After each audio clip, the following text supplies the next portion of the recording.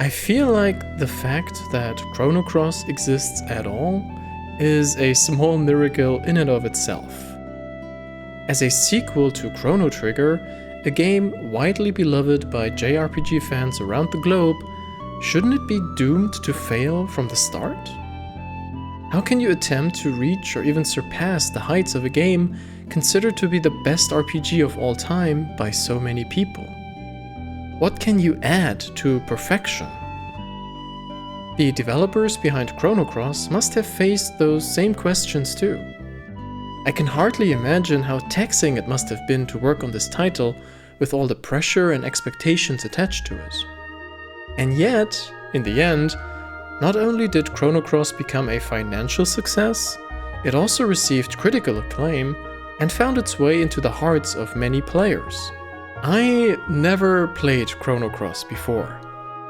My love for its predecessor is immeasurable, but for some reason, or maybe because my love for Chrono Trigger is that strong, I never felt like I needed a sequel.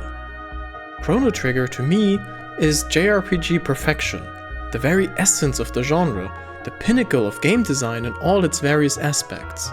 Combat, exploration, story, visuals, music, pacing. There simply isn't anything I would change about Chrono Trigger to make it quote-unquote better. I mean, there is no better. And yet, to say I was never intrigued by Chrono Cross would be a lie. I too asked myself, how do you make a sequel to a perfect game? And maybe even more importantly, besides obvious financial incentives, why would you make a sequel to a perfect game? I knew that, eventually, I would have to find answers to these questions myself. And so, more than 25 years after its initial release, the time had come for me to sit down and finally check out this game. As it is so often the case these days, the first question I had to ask myself was, what version do I want to play?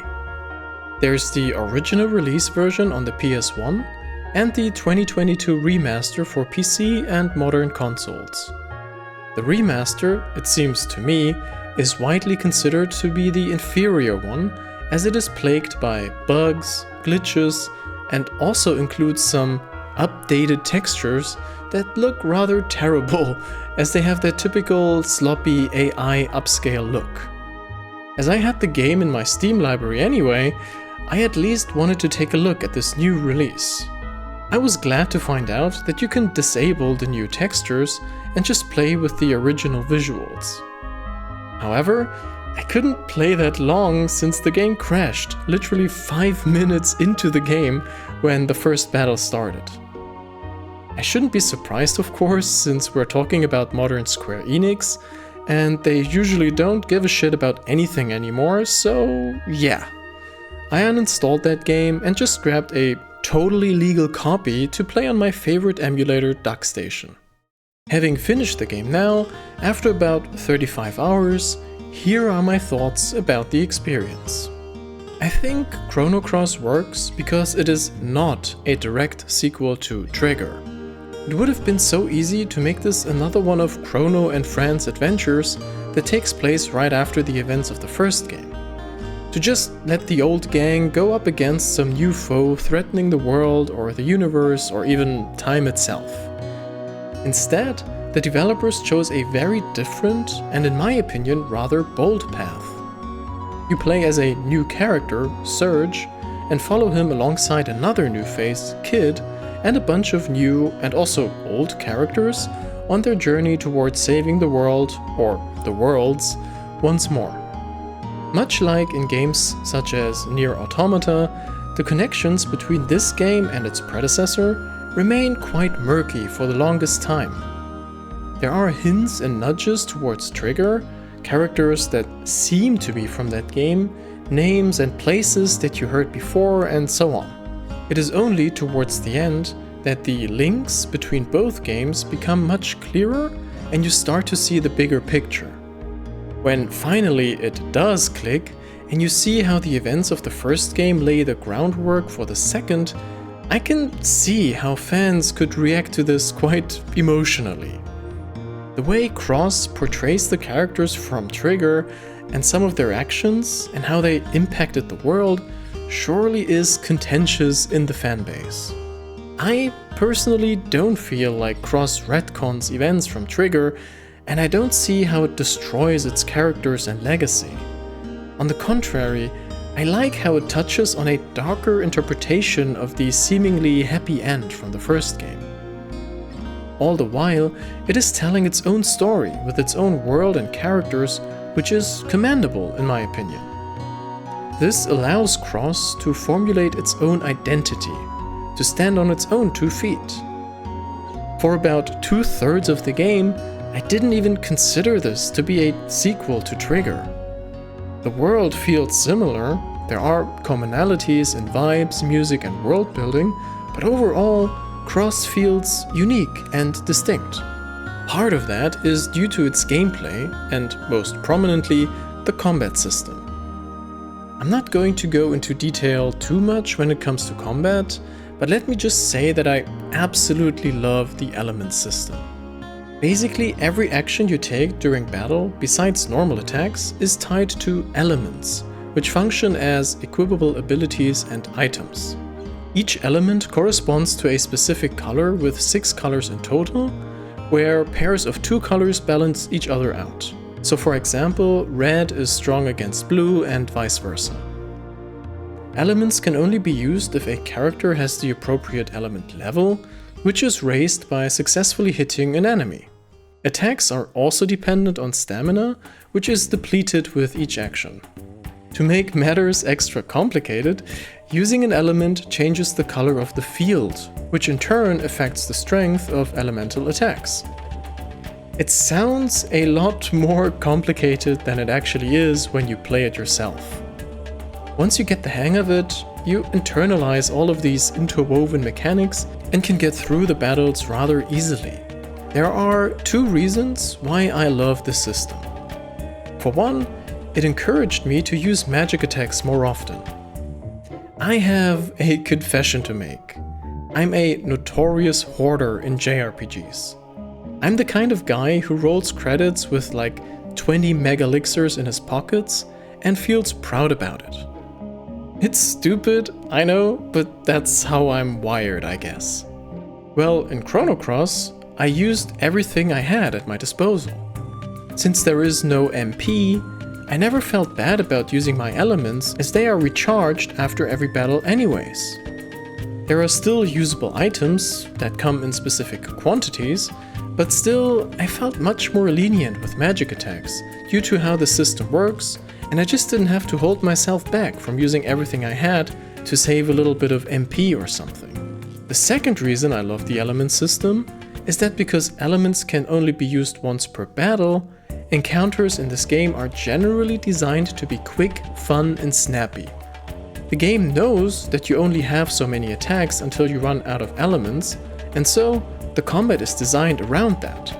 Rarely did I feel like a battle would drag on needlessly. It felt refreshing to play an old-school JRPG with fast-paced combat. Well, I say fast-paced, but that would only be half the truth. Battles don't take overly long, which is cool, but they still feel long sometimes. As you may have guessed or heard elsewhere already, the performance is the culprit here. Generally, Chrono Cross runs like absolute ass on the PS1. Especially during combat, the FPS reach single-digit range, and it's just the worst. That, combined with elaborate character animations, makes battles feel a bit too dragged out after all. I'm also not a fan of one of the game's battle themes, so that doesn't really help either.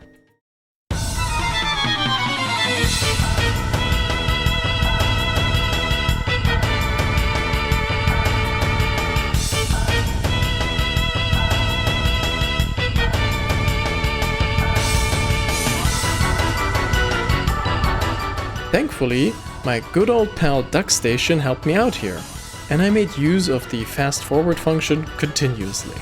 With that, I enjoyed my time with the combat considerably more than without, but even still, some segments of the game, like the ghost ship sequence for instance, do drag a bit too much with all the fighting going on, and no fast forward function can help with that.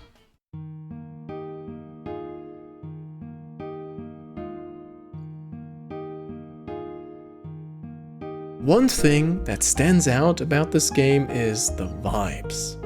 The vibes of Chrono Cross are immaculate, man.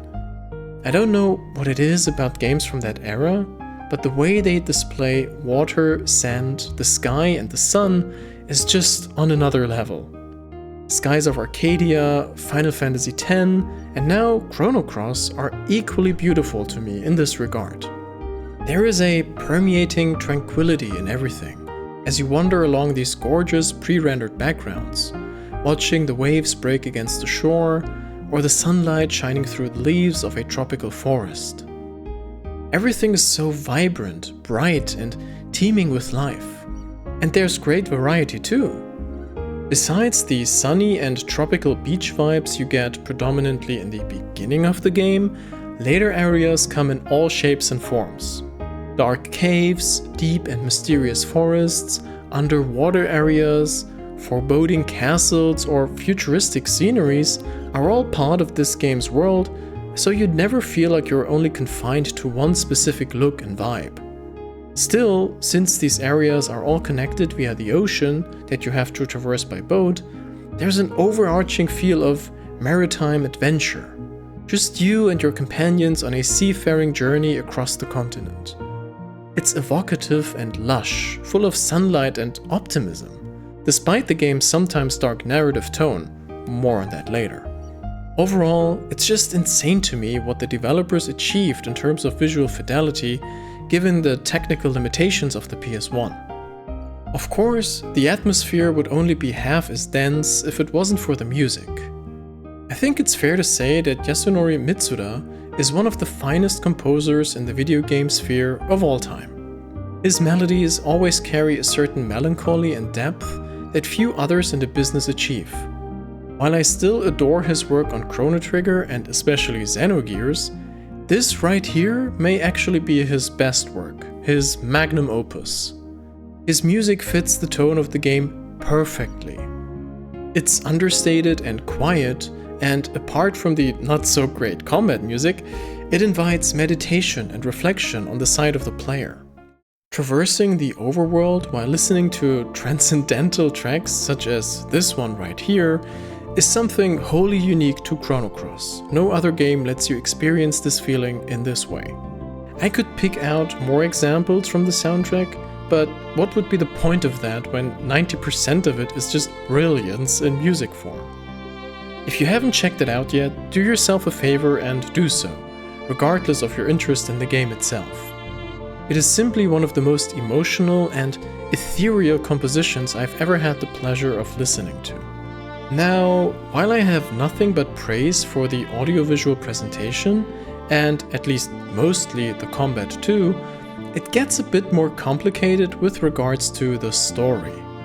Reviews of Chrono Cross often like to use one specific word when talking about its story: convoluted.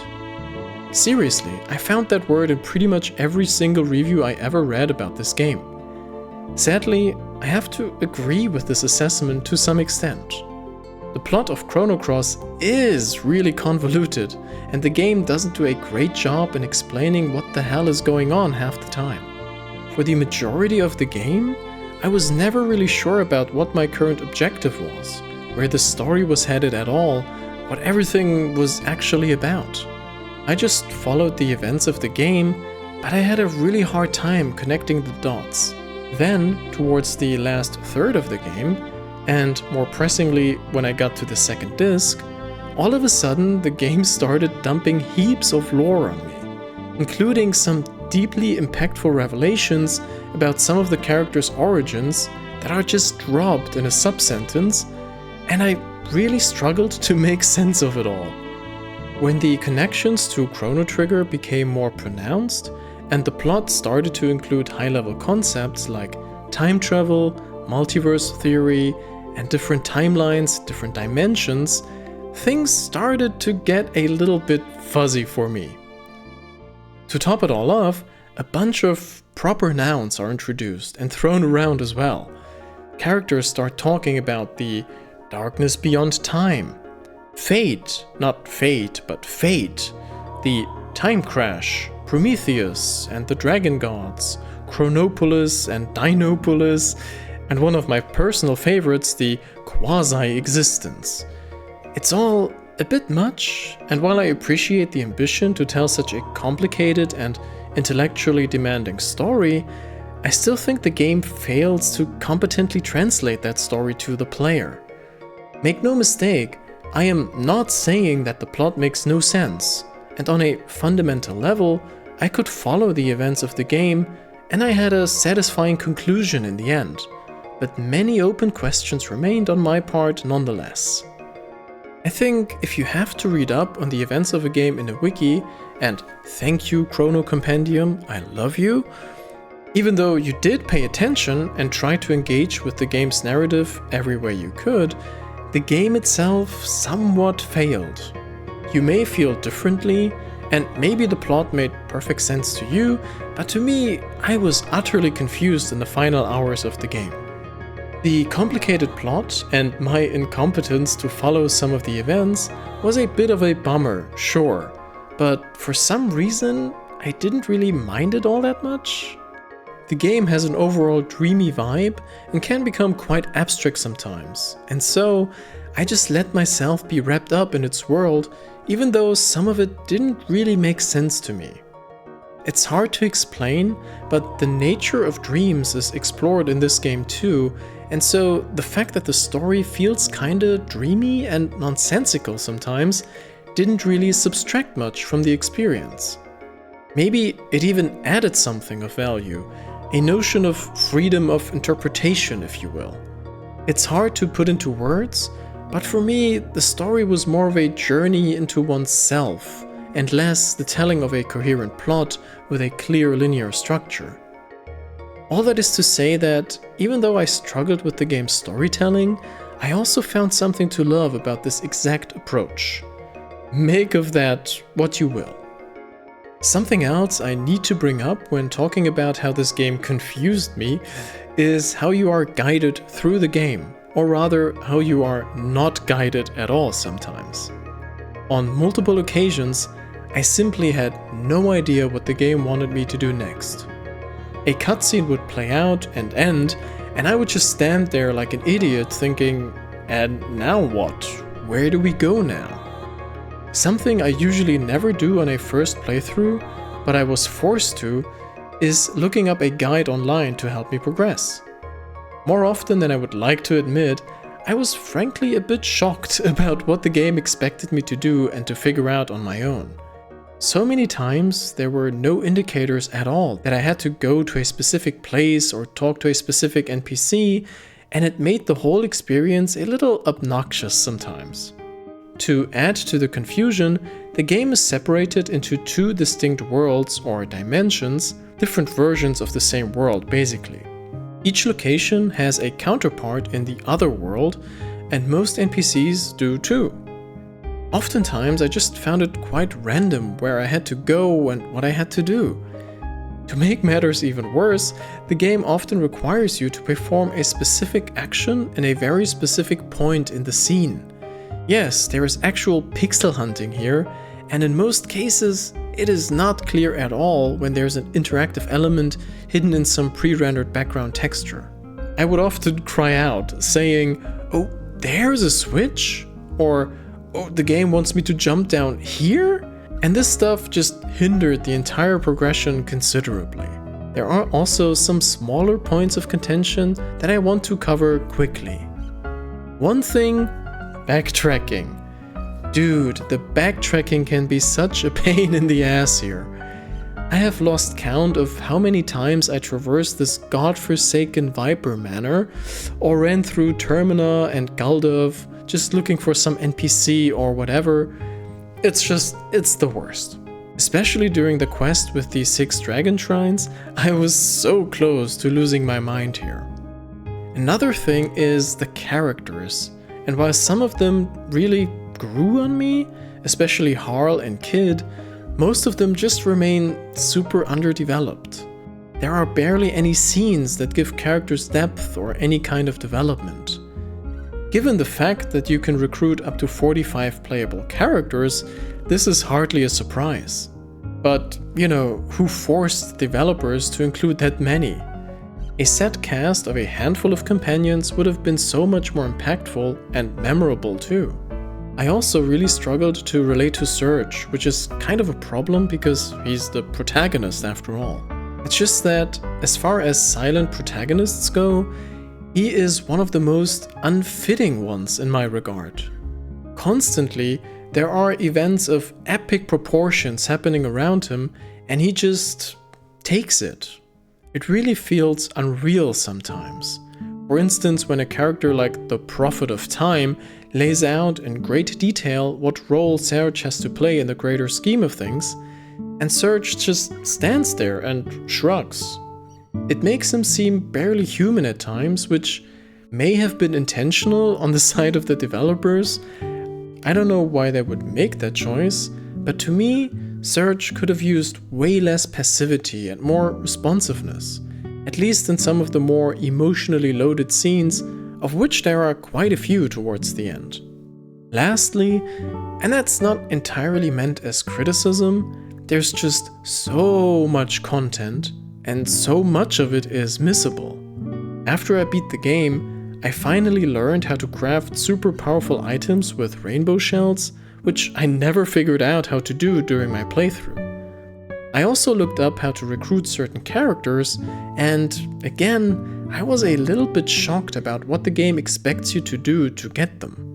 There's also a mechanic that I saw many people complain about, the Trap Elements ability, that lets you steal elements during battle. I never even used that once, and still got through the game rather easily. Well, that brings us to one more point after all, the game's difficulty. I didn't grind at all, I dodged many of the optional encounters, and I still got through most battles without too much of an effort. Basic attacks are much stronger than they should be, and so most of the time you don't even need to bother using elements. I reached a game over state a couple of times, and there are some difficulty spikes, but for like 80% of the game, it's a walk in the park. Chrono Cross is a fascinating game, one that oozes ambition and boldness. It's an unlikely title that dares to carve its own path, and thus be more than just a shadow of a masterpiece. It's not a game without flaws. I talked about the overcomplicated and somewhat esoteric approach to storytelling, the problematic player guidance, performance issues, and other shortcomings that I cannot overlook. For me, this game is not quite on the same level as Chrono Trigger. It is unfortunately quite far from it. And yet, there's something here that I cannot help but adore. The music, the visuals, the philosophic themes, the darker tone of the story, it is all really endearing and definitely worth experiencing on your own if you haven't already. It may not be on the same level as Chrono Trigger, but it stands proudly as one of the boldest and most inventive JRPGs of its era. More than just a successor, and a one-of-a-kind work of art. If you liked my video, please consider leaving a like and subscribe to my channel for more. Thank you for your attention.